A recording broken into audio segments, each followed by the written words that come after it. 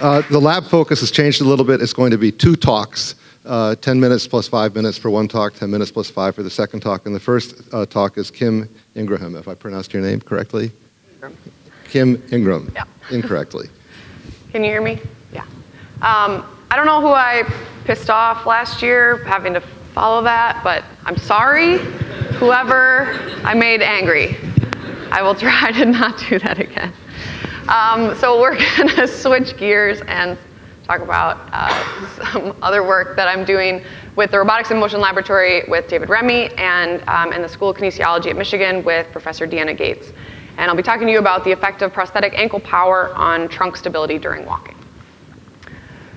So after major lower limb amputation, people experience a lot of mobility challenges, including things like balance deficiencies. They have a higher risk of falling and corresponding higher fear of falling. They exhibit increased joint loading and have increased energy consumption. So many of these challenges, as we've heard a little bit earlier this week, can be attributed to the use of passive prostheses, which are basically just carbon fiber springs and can't really fully replicate the kinetics and generate power and really replicate the loss function of muscles and tendons. So as a solution, powered ankle prostheses have been developed. So this is the Biome powered ankle, which is a commercially available powered ankle prosthesis. And this device performs actuated push-off and therefore has the potential to emulate the function and power of lost musculature, reduce energy cost and joint forces, and then provide balance on variable terrain. So to maximize the benefits of this device, however, it must be properly tuned to the user. So this device in particular has 4 basic tuning settings, things like stiffness or the magnitude of power delivered, and 7 advanced tuning settings like the timing of the push-off. And these parameters all change the behavior of the device as well as its interaction with the user. And it's currently this open research question about how to best tune these devices in order to maximize the biomechanical benefit to the user.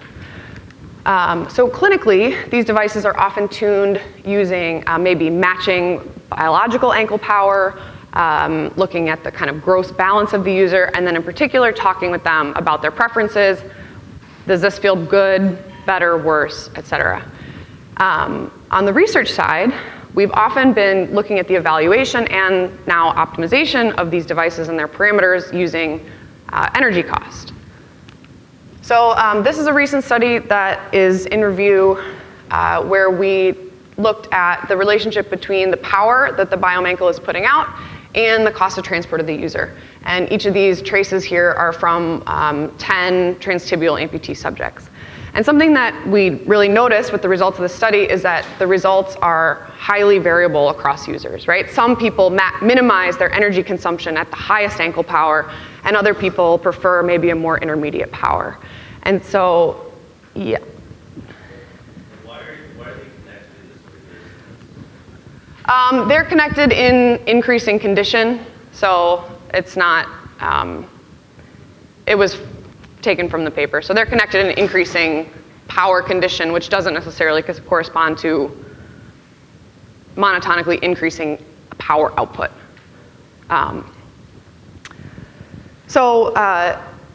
The kind of takeaway from this was there's a lot of variability, and maybe that means that cost of transport isn't going to accurately capture the optimal settings for every individual user.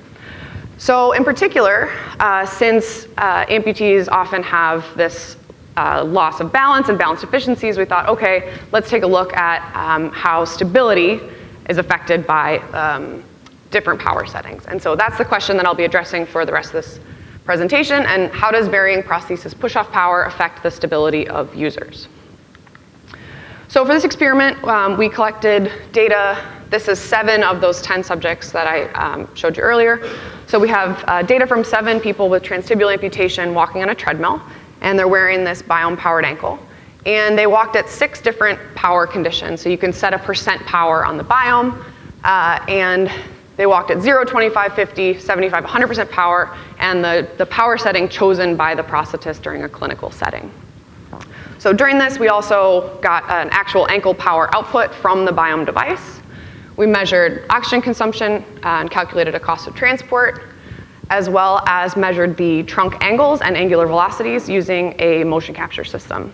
and reflective markers placed on the torso. So from these trunk kinematics, I will go into very briefly how we calculated trunk stability. So there are many different ways to quantify stability during walking. Many of the experts in this room will tell you, disagree on what they all mean. Things like quantifying step length, step width variability, angular momentum, center of pressure variability, metrics like that. For this study, we're looking at local dynamic stability, which is the sensitivity of the system to infinitesimal perturbations. So for the sake of time, I'm going to skip the math portion, but this metric has been previously established and used to look at differences in stability with many clinical populations, including amputee subjects. So for this definition of local dynamic stability, we're going to calculate a mean rate of divergence between neighboring trajectories in state space, which is essentially an approximation of the maximum Lyapunov exponent. So the main thing you need to know for this presentation is that this exponent that we'll calculate, a higher exponent means you're more locally unstable. So this method allows us to calculate stability in the X, Y, and Z planes of the trunk. So anterior, posterior, lateral, as well as rotational stability. So this is the big results slide. I don't know if someone in the audience can see some cool trends in here, but for the most part, it looks to me like for this study, ankle power does not consistently affect the trunk stability. So you have on the x-axis here the actual power output from the device, and then on the y-axis, the mean divergence exponent. Again, higher value means more locally unstable. So for any of these three directions, lateral, rotational, or anterior posterior stability, we are not seeing any dramatic trends. Is more unstable known to be bad? So it's, Art wants to know if more unstable is shown to be bad. In certain, so we have often thought about with our prosthesis users that, oh, well, maybe they don't prefer this condition because they feel unstable. And so in this case, there have been a couple studies that have talked about the relationship between this metric and increased fall risk. And so in that definition, I would say yes. For our amputee subjects, in this case, we're considering more instability to be bad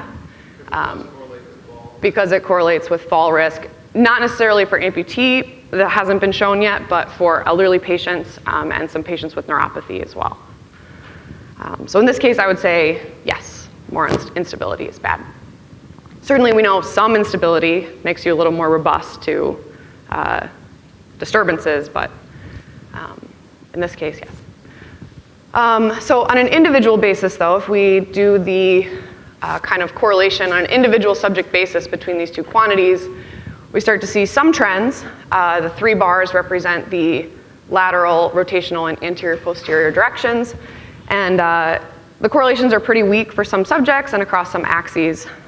In this case, a positive correlation means that more power from the biome corresponded to more unstable trunk during walking.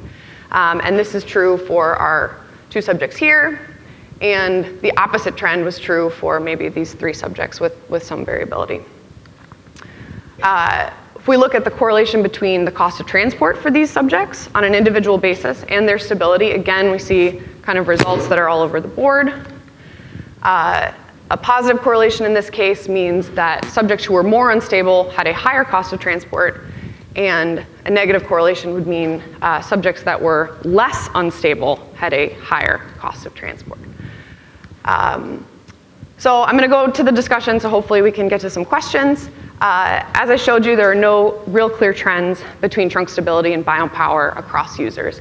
And I have a couple hypotheses about why this might be the case. So the first thing that we've heard a little bit about from Bretta in Helen Huang's group is adaptation. So subjects walked at each of these conditions for 6 minutes, and these results I showed you are the analysis of the last 60 strides of that 6 minutes. Now, Bretta's results suggest that people can adapt to a new power condition within 5 to 10 strides. And so really any of this instability that maybe came from a changing condition, they could have adapted their biomechanics over the 6 minutes, and looking at an earlier time point might give us some insight about that adaptation. Another hypothesis that I have is that the trunk is too proximal of a joint to really capture this instability. We're putting power into the system at the ankle, and there's a lot of joints between the ankle and the trunk that can maybe can handle some of these perturbations and maybe absorb some of that instability. This is just some preliminary analysis showing here that the knee joint for 2 subjects, these are the knee joints, and they were more unstable joints. And then this green line is the prosthesis ankle. And we can see kind of a more linear trend. So this analysis is forthcoming for all of the subjects, but this was just a little teaser.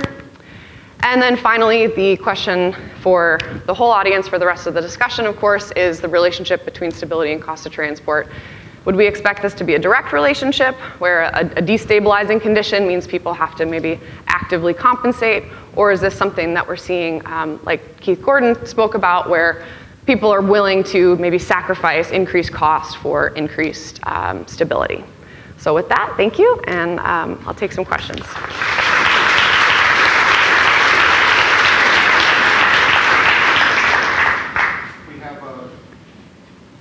Phone here? Okay. We have one Slack question, and we have a mute microphone. Here, take this one. I think this one's on now. Okay, go We've ahead. changed the batteries in it. Is the cost of transport metabolic or mechanical? This is the metabolic cost of transport, which is then normalized by their walking speed, distance covered, and then, so yeah, metabolic cost of transport. Who does not know, who does not understand that question? Okay. Just for 2 people? Okay. Metabolic is the total energy use per unit distance. Mechanical is the mechanical work with an absolute value sign per unit distance. Let's just do, yes? Blue shirt, do you have a microphone? No, I got